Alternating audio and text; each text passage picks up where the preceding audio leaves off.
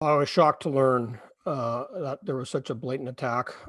This is a direct violation of international norms of protecting freedom of the press, freedom of speech, and to see a bunch of thugs who are more than likely connected to the Communist Party of China carrying out this attack is disturbing and disgusting.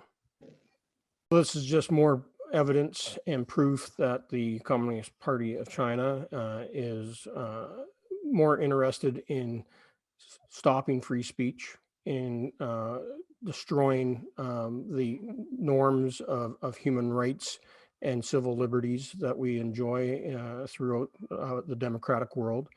And ultimately, this is them, again, denying proper democratic processes in Hong Kong itself. And so we must all continue to stand together in the face of this tyranny that's coming right from the highest levels of Beijing. I was happy to see the statements coming from the U.S. government, from Reporters Without Borders and other media voices. I was very disappointed that the government of Canada has failed to act on this. This is, again, just more of Justin Trudeau trying to appease Beijing. It's, again, the Liberal government of Canada not wanting to stand up for people that are fighting and dying in defense of democracy, free speech, and freedom of the press. We have to be stronger against the regime in Beijing and call them out every time that they are overstepping their bounds, and that includes how they continue to crack down on pro-democracy supporters in Hong Kong, including the Epoch Times. We are hearing more and more people talking about how operatives of the communist regime in Beijing are trying to both influence as well as intimidate both the Chinese Canadian community or the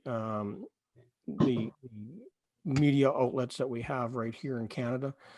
Their intimidation and their, again, demonstrations of intolerance towards pro-democracy supporters and freedom of speech and freedom of the press just shows that they will stop at nothing to violate human rights.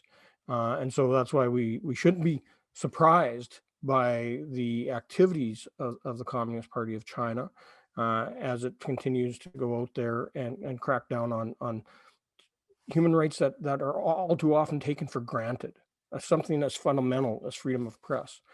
And, then it's a lot easier to see why they're violating human rights of groups and committing genocide against the Uyghur community, as an example, what they're doing to the Falun Gong and harvesting organs and other tissues and selling them on the black market, or that they continue to stand in the way of pro-democracy organizations and territories like Hong Kong and Taiwan.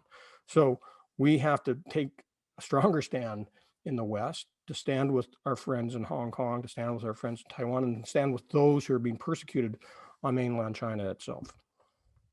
Well, to all our friends in Hong Kong who continue to stand up in the face of aggression from the communist regime in Beijing, I want to let you know that there are a lot of us here in Canada that are standing in solidarity with you and doing everything we can within the Parliament of Canada to ensure that the injustices that you are facing are brought to light, and that we're continuing to raise public awareness and develop the proper policies to support your efforts.